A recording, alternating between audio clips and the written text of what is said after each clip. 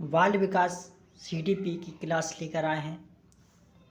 CTET exam दिसंबर में होने वाला है उसके लिए, और सुपर टेट में जो पेडागोजी पूछी जाती है सीडीपी की, उन सभी टीचिंग एग्ज़ाम के लिए। तो पहला प्रश्न है, सभी लोग इसका आंसर दें। विकास की कौन सी अवस्था की प्रमुखता है? अमूर्त सोच व अपनी खुद की पहचान खोजने की चाह। कौन सी अवस्था है? जल्दी से सभी लोग इसका आंसर निकालें।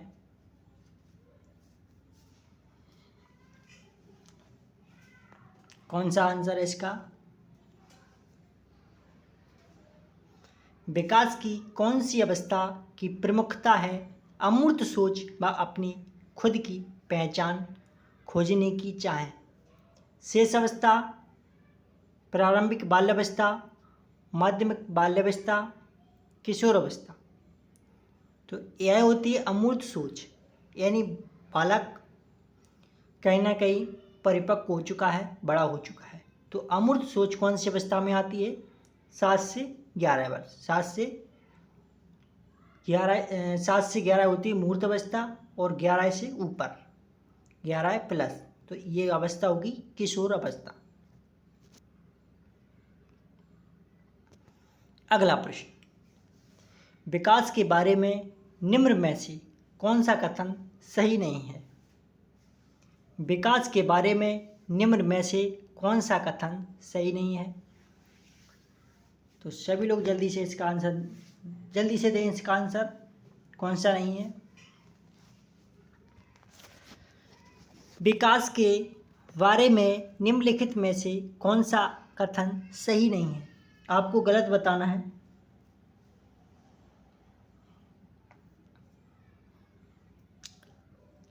विकास एक खास क्रमानुसार चलता है, ये बात तो सही है। विकास विभेदन व एकीकरण के सिद्धांत का पालन करता है, ये भी बात सही है। विकास पैर से सिर की दिशा में चलता है, ये गलत है। विकास सिर से पैर की दिशा में होता है। विकास केंद्र से बाहर की दिशा में होता है, ये भी सही है। तो आपको क्या बताना था, कौन सा सही नहीं है? तो आंसर इसका क्या है? सी।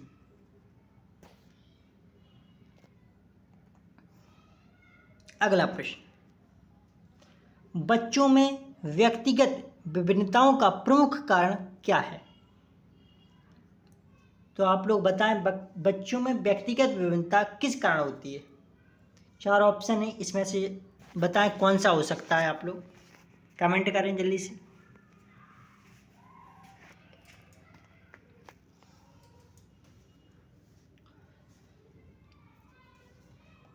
बच्चों में व्यक्तिगत विभिन्नताओं का प्रमुख कारण केवल व्यक्ति के वंशानुगत गुण होते हैं,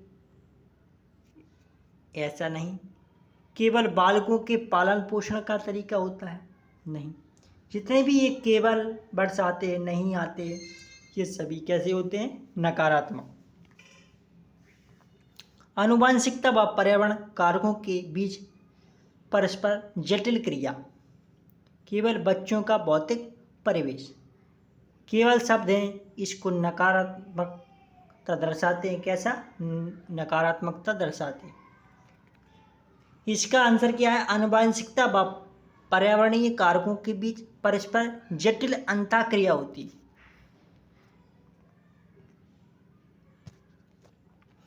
अगला प्रश्न, सामाजिकरण है, तो सामाजिकरण कैसा है?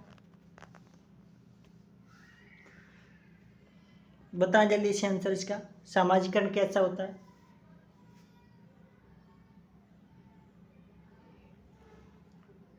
सामाजिकरण रैखिक व निश्चित प्रक्रिया है, सरल व एक आयामी प्रक्रिया है, जटिल व बहुआयामी प्रक्रिया है, अन्वय व सार्वभौमिक प्रक्रिया है। कैसी प्रक्रिया है सामाजिकरण? सामाजिकरण एक जटिल व बहुआयामी प्रक्रिया है। कैसी है? जटिल और बहुआयामी।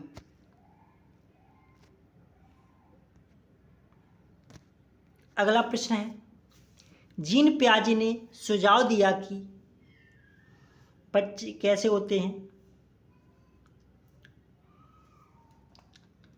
इसका आंसर जल्दी से बताएं आप लोग।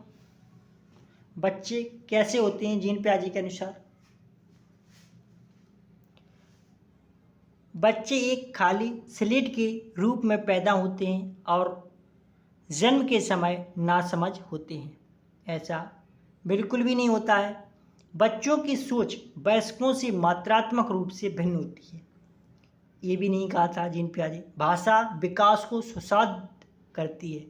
ये वाइगोत्स्की मानते थे। कौन मानते थे? वाइगोत्स्की।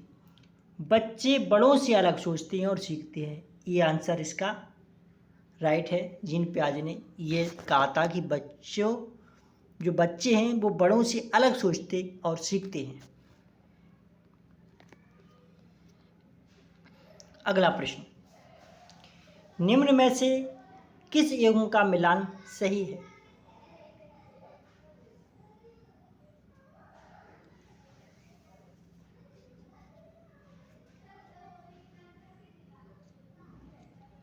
कौन सा मिलान सही है इसका? जल्दी से बताएं सभी लोग।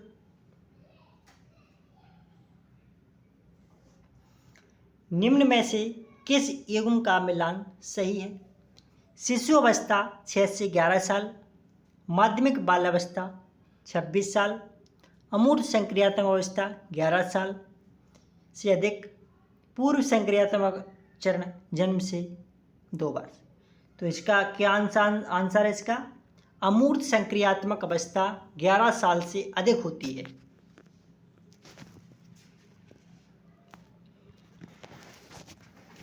कोलबर्ग के नैतिक विकास के सिद्धांत की कौन सी एक प्रमुख आलोचना है?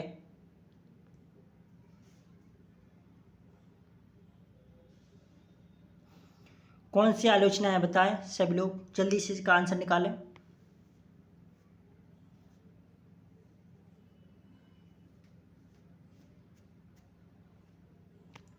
कोलबर्ग के नैतिक विकास के सिद्धांत की कौन सी एक प्रमुख आलोचना है?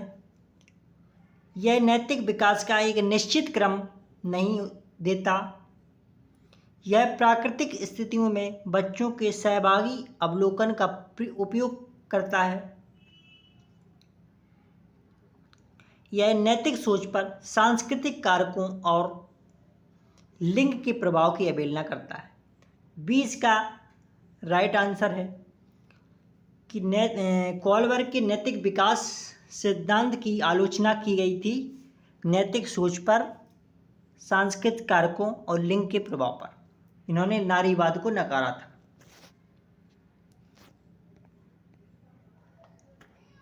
अगला प्रश्न, लेव वाइगोत्स्की का मानना था कि बच्चे किस प्रकार सीखते हैं? बताएं जल्दी। लेव वाइगोत्स्की का मानना था कि लेव वाइगोत्स्की का मानना था, क्या मानना था लेव वाइगोत्स्की का? जल्दी से कमेंट करें इसका आंसर निकालकर।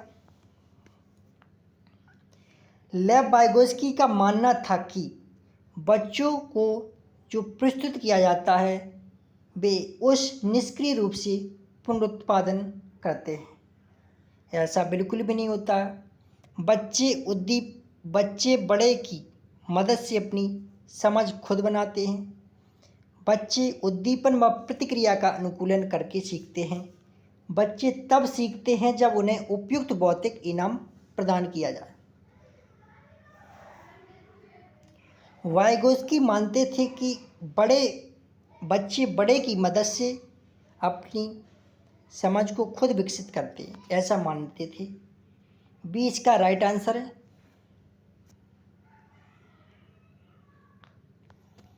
अगला प्रश्न, लेव वाइगोत्स्की ने संज्ञानात्मक विकास के सिद्धांत में मनोवैज्ञानिक उपकरणों को बहुत महत्व दी है। किस पर दिया है? भाषा, कैलेंडर, कैलकुलेटर, मोबाइल। सभी लोग जल्दी से कमेंट करें किस पर दिया वाइगोत्स्की ने। वाइगोत्स्की का कौन सा उपकरण है? जल्दी से निकालें सभी लोग। इसका आंसर निकाल के जल्दी बताएं सभी लोग। लेव वाइगोस्की ने संज्ञानात्मक विकास के सिद्धांत में भाषा जैसे मनोवैज्ञानिक उपकरणों को बहुत महत्वता दी है।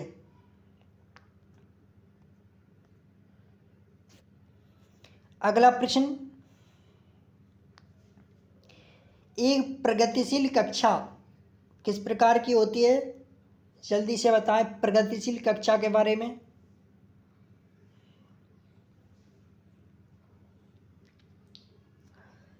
एक प्रगतिशील कक्षा बच्चों का सीखना इनाम व सजा के प्रयोग से नियंत्रण होता है।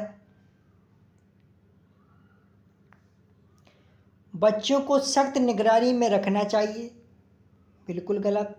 सीखने को सुसाधित करने के लिए वेदन व अभ्यास की विधि का पालन करना चाहिए, ये भी गलत। सीखने का आधार प्रत्यक्ष अनुभव व संवाद होते हैं, डी इसका करेक्ट आंसर है। अगला प्रश्न, कौन सी बुद्धि का प्रदर्शन करने वाले व्यक्ति अपनी भावनाओं के बारे में गहराई से जानते हैं और अपने गुणों को पहचानते हैं?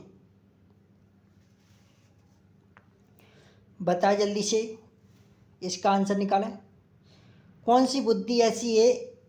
बहुबुद्धि का सिद्धांत दिया था हॉवर्ड गार्डनर। तो गार्डनर के अनुसार बुद्धि का प्रदर्शन करने वाले व्यक्ति अपनी भावनाओं के बारे में गहराई से जानते और अपने गुणों को पहचानते हैं। कौन सी बुद्धि कहलाती? उसे कहते हैं अंतः व्यक्तिक बुद्धि।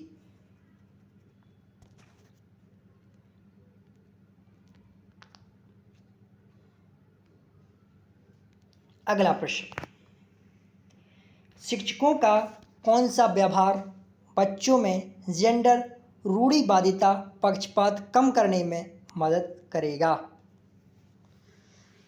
कौन सा मदद करेगा? जल्दी से इसका आंसर बताएं आप लोग।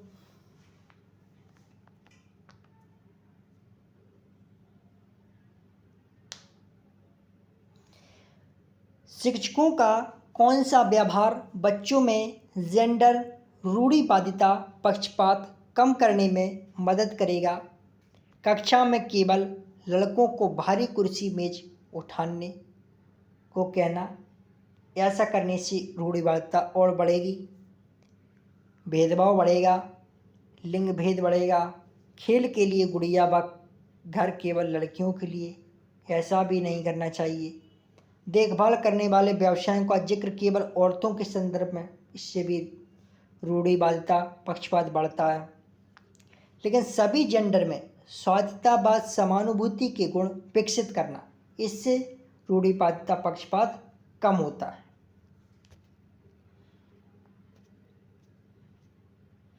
अगला प्रश्न, कौन सा परिप्रेक्ष्य भाषा को संज्ञान को सुसाधित करने वाले महत्वपूर्ण उपकरण के रूप में दिखता है? जल्दी इसका आंसर निकालें, कौन सा देखता है?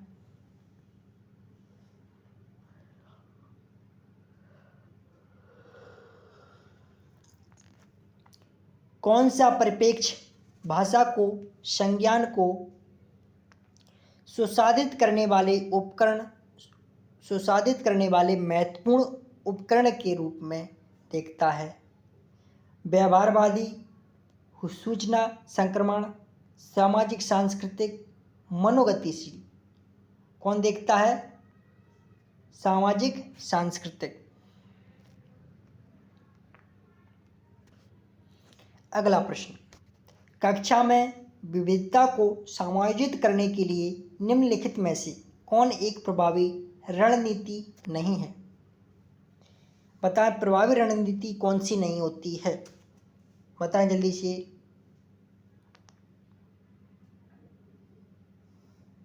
30 सेकंड मिले हैं आप लोगों को, जल्दी से कमेंट करें इसका आंसर।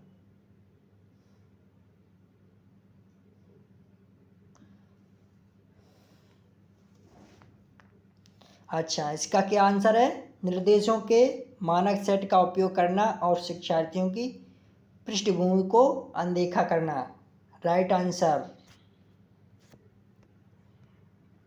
अगला प्रश्न, निम्नलिखित में से अर्थपूर्ण अधिगम के लिए आकलन की विशेषता क्या होनी चाहिए? जल्दी से इसका कमेंट करें। आकलन की विशेषता क्या होनी चाहिए?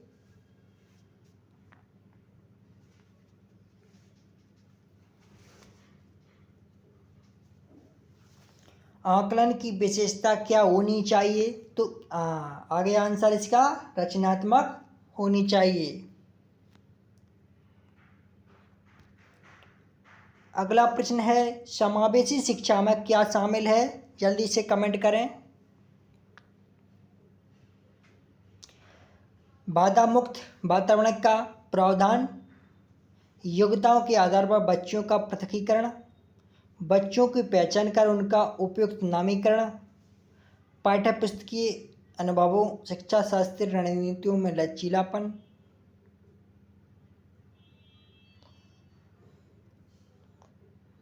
इसका कमेंट करें जल्दी से। आंसर इसका क्या है? इसका आंसर है पहला और चौथा।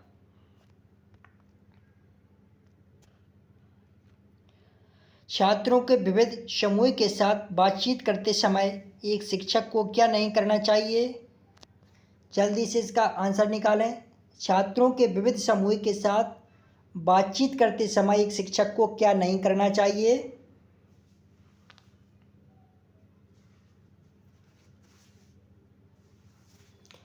इसका आंसर क्या है? एक समान पाठ्यक्रम और मानकीकृत मूल्यांकन का पालन नहीं करना चाहिए। अगला प्रश्न, अभिकथन इसका है, पठन वैकल्य से जूझ रहे बच्चों के सीखने को सुगम बनाने के लिए शिक्षकों को पुस्तकों के अलावा विभिन्न प्रकार के संसाधनों का प्रयोग करना चाहिए व उन्हें लिखित परीक्षा में अतिरिक्त समय देना चाहिए। पठन वैकल्य की चुनौती वाले विद्यार्थियों को पढ़ने में कठिनाई होती है। इसका आंसर क्या है? ए और आर दोनों सही हैं और सही व्याख्या करता है ए की।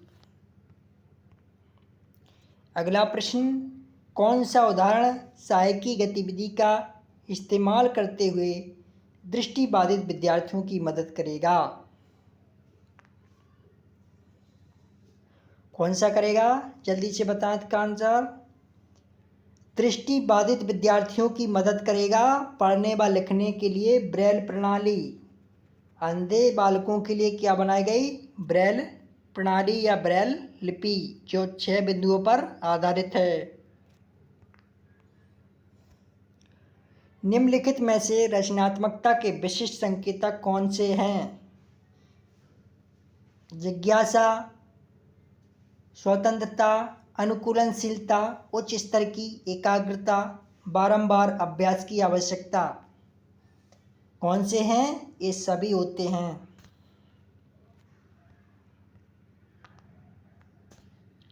अभिकथन क्या है? प्रभावी अधिगम के लिए केवल शिक्षकों को कक्षा में प्रश्न पूछना चाहिए, ना कि बच्चों को। इसका तर्क क्या है? बच्चे निष्क्रिय श्रवण की प्रक्रिया के माध्यम से सर्वाधिक अर्थपूर्ण ढंग से सीखते हैं। तो इसका आंसर क्या होगा? ए और आर दोनों ही गलत हैं।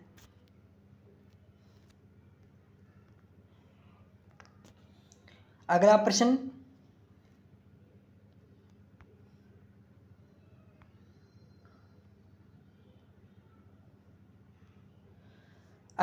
क्या है? शिक्षकों को विद्यार्थियों की ज़रूरतों के अनुसार उचित व उपयुक्त पाठ प्रदान करना चाहिए।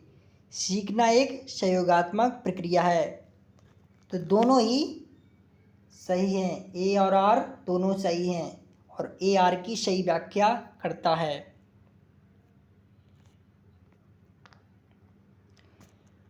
शिक्षकों को प्राथमिक माध्यमिक स्कूली कक्षा में बच्चों की सफलता को किस प्रकार देखना चाहिए? बताएं इसका जल्दी से आंसर। किस प्रकार देखना चाहिए प्राथमिक माध्यमिक स्कूली कक्षाओं में बच्चों को?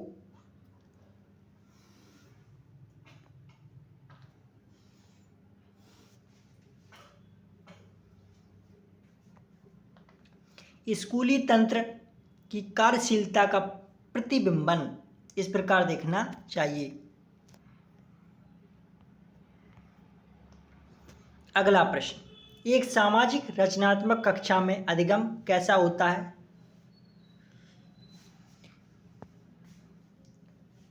एक सामाजिक रचनात्मक कक्षा में अधिगम होता है सक्रिय और सामाजिक।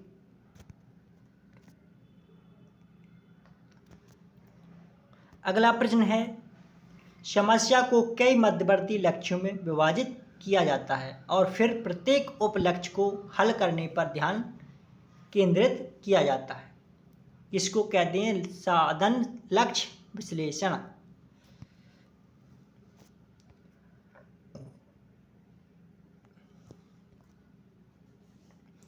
अगला प्रश्न है, शिक्षकों को बच्चों की मानसिक स्थिति व संवेगात्मक जरूरतों की उपेक्षा करनी चाहिए।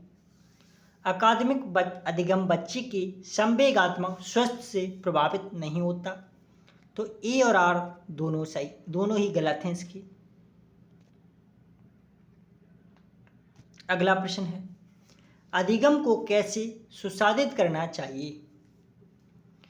पता है इसका आंसर, अधिगम को कैसे सुसाधित करना चाहिए?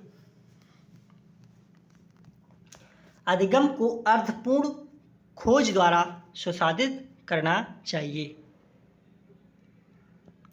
स्वयं के ज्ञाता होने के बारे में जागरूकता व समझ किस प्रक्रिया में शामिल है? तो यह समायोजन में शामिल होती है। शिक्षकों में मान्यता रखनी चाहिए योग्यता है और विद्यार्थियों को तय करने के लिए प्रोत्साहित करना चाहिए। कैसा? स्थिर महारत उन्मुखी। ऐसा क्या करना चाहिए? क्षमा चाहते, शिक्षकों में मान्यता रखनी चाहिए कि योग्यता बार्धिक है और विद्यार्थियों को महारत उन्मुखी होना चाहिए। सी इसका करेक्ट आंसर है। प्रेरणा और सीखने के बारे में इनमें से कौन सा कथन सही है?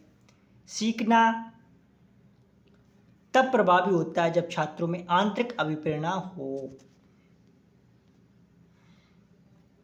अगला प्रश्न है, बच्चों के प्राथमिक वर्षों में विकास का क्रम है, विकास का क्रम कैसा होना चाहिए?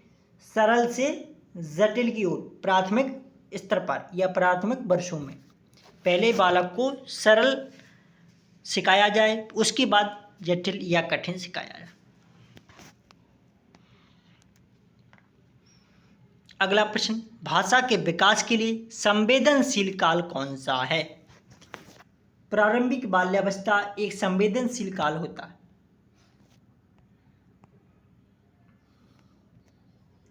अगला प्रश्न, वह प्रक्रिया जिसमें बच्चे समाज में अपनी भूमिका को सीखते हैं उसको सामाजिकरण कहते हैं। क्या कहते हैं? सामाजिकरण या सोशलाइजेशन।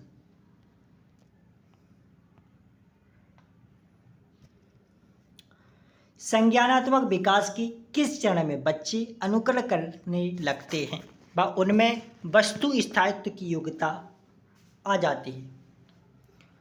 पूर्व संक्रियात्मक अवस्था, इसमें वस्तु स्थायित्व की योग्यता आ जाती है। जीन पियाजे के सिद्धांत के अनुसार वह बच्ची जो सूरज को सजीव मानती है क्योंकि वो रोशनी देता है, अपनी सोच में क्या दर्शाती? अपनी सोच में वह दर्शा रही है जीववादी चिंतन। निम्न में से कौन सी संकल्पना लेव वाइगोत्स्की द्वारा प्रतिपादित नहीं है? स्कीमा जो है, जो जीन पियाजे के द्वारा दिया गया, और समीपस्थ विकास का क्षेत्र, पाड़ और सामाजिक अंतःक्रिया, ये सभी वाइगोत्स्की के द्वारा प्रतिपादित किए गए थे। तो इसका कौन सा आंसर है? स्कीमा।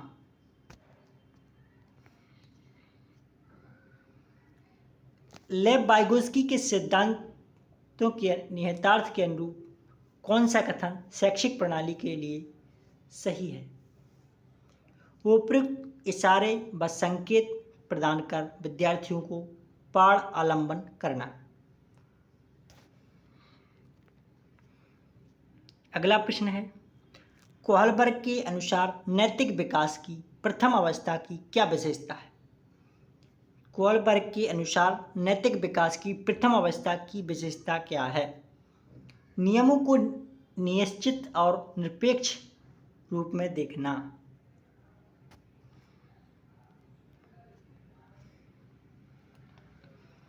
एक प्रगतिशील कक्ष में क्या होता है?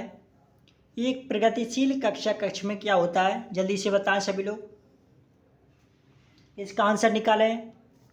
एक प्रगतिशील कक्ष में बच्चे उन गतिविधियों में संलग्न होते हैं जिससे वह अपनी क्षमताओं को पा लेते हैं। अगला प्रश्न, निम्न में से किस प्रकार की बुद्धि का वर्णन हार्वर्ड गार्डनर द्वारा किया गया था?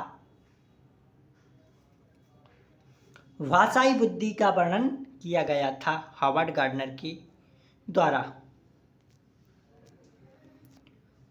तो अभी तक आप सभी लोगों ने चैनल को यदि सब्सक्राइब नहीं किया है तो चैनल को सब्सक्राइब कर लेना। अगली क्लास में फिर मिलते हैं, तब तक के लिए सभी लोगों को मेरी ओर से नमस्कार और धन्यवाद। सभी लोगों के लिए जो बहन भाइयों ने इस क्लास को देखा, सभी लोगों के लिए, और सीटेट जो दिसंबर में होने वाला है उसके लिए क्लास प्रारंभ हो गई है और आप अच्छे से प्रिपरेशन कर सकते हैं। Thank you. अगली क्लास में फिर मिलते हैं।